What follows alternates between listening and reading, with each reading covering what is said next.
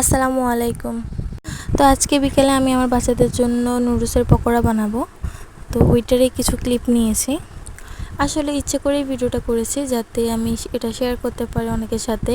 অনেকে বিকেলে কী দিব বাচ্চাদের ওটা ভেবে পায় না, যার ফলে আমি এই ভিডিওটা করেছি। এরকম টুকটাক কিছু ভিডিও আপনাদের সাথে শেয়ার করব যাতে আপনারা একটু হলেও আইডিয়া পান। বাচ্চাদের সকাল বিকালের খাবার নিয়ে যারা টেনশনে থাকেন, এই ভিডিওগুলো তাদের জন্যই বানাবো।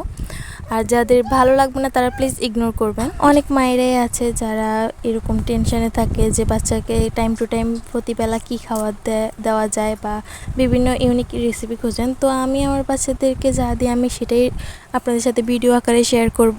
আর যারা নতুন নতুন রেসিপি জানেন তারা প্লিজ আমাকে জানাবেন যাতে আমি সবার সাথে এগুলো শেয়ার করতে পারি। আমি কিছু বানাতে গেলে একটা না একটা জিনিস মিসিং থাকবেই, এটা বেশিরভাগ সময় আমার সাথে হয়। এই যেমন আজকে এই পকোড়াটা বানাতে গিয়ে দেখলাম যে 4টা ডিম ছিল, ওই 4টাই নষ্ট, পুরো পচে একদম যাতা অবস্থা হয়ে গেছে। তো এখন সব কিছু যাতে আমি রেডি করে রেখেছি, এখন ডিমের জন্য তো আর বসে থাকলে হবে না, তো আমি ডিম ছাড়া এই পকোড়াটা বানিয়ে নিয়েছি। তো চলুন আমি রেসিপি বলে দিই আপনাদেরকে। আমি সবসময় আমার বাচ্চাদেরকে স্টিক নুডলস দিই, যার ফলে আমার কাছে স্টিক নুডলস ছিল, আমি ওইটাই ব্যবহার করেছি। আপনারা চাইলে এটা ইনস্ট্যান্ট নুডলস দিয়েও করতে পারেন। তো প্রথমে আমি নুডলসগুলো সিদ্ধ করে নিয়েছি, এরপর পেঁয়াজ আর আলু কুচি করে নিয়েছি। এবার এখানে একে একে আমি লবণ, ম্যাজিক মশলা, রসুন আর হলুদ গুঁড়ো দিয়ে মিশিয়ে নেব।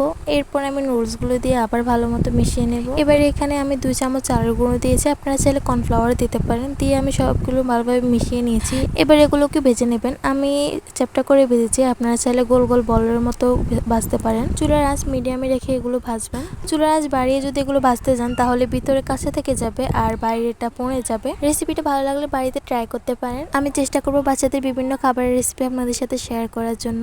তো আজকে এই পর্যন্তই। আল্লাহ হাফেজ, সবাই ভালো থাকবেন।